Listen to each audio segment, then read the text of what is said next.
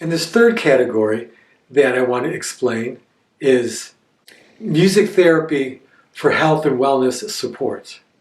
As I mentioned, I'm a music therapist with a lot of experience working with various populations, from children to adults.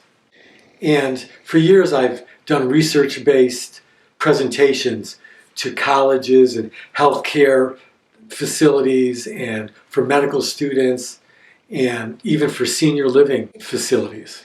And in this category, I'm going to put together approximately 1-hour offerings about how we can consider using music in a very purposeful way for some specific goal-oriented areas. And that's what music therapy is, using music for non-musical goals.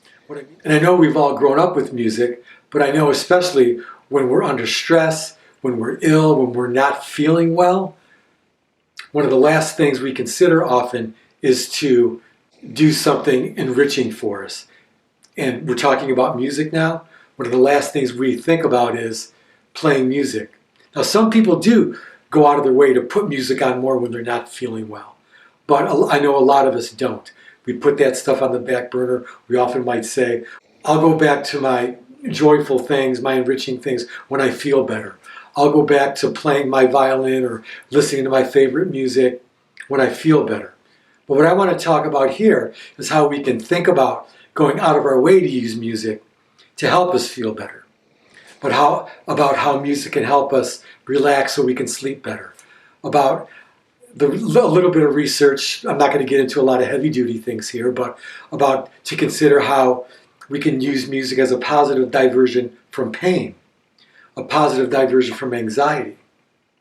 I work in a rehab facility where I'm often dealing with people with surgeries and strokes and a lot of pretty critical health conditions. And there I am, always talking to people about how to use music to help us through our physical therapy regimens, how to use music to induce a relaxation response so our medication we're taking can be better utilized and optimized. So a lot of these things.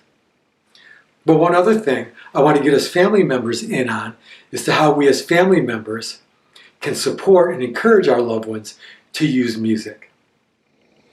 And some of the videos under this category, music for health and wellness support, is I'll be talking about music for using music and how it can help boost our immune system. Especially during these times of restriction, that's a really big consideration. What we can do to boost our immune system in any way. And music's a beautiful thing. There's no side effects, so I want to give us information to encourage us to think about that. Another thing I've done with a lot of patients in facilities is when families are there, about how just singing or humming, we can put hands on our loved one and almost give our loved ones a musical massage. You don't have to be a great singer, you just have to love music. I want to involve families in how we can do that. It's very interesting. And once again, I want to do some videos about how to support our loved ones using music to help us with sleep and relaxation. Again, for pain management, anxiety management, post-surgery, encouraging our loved ones to use music for surgery, during procedures and surgeries. That's something I talk to patients in the hospital about all the time. So all of these kind of music therapy considerations, I'm really talking about music listening. So it's all easy to do, but I want to share information so we can all consider to use music more in a purposeful way. So look for those videos and those topics, and I'll see you soon. And thanks for visiting us here at The Creative Clinician.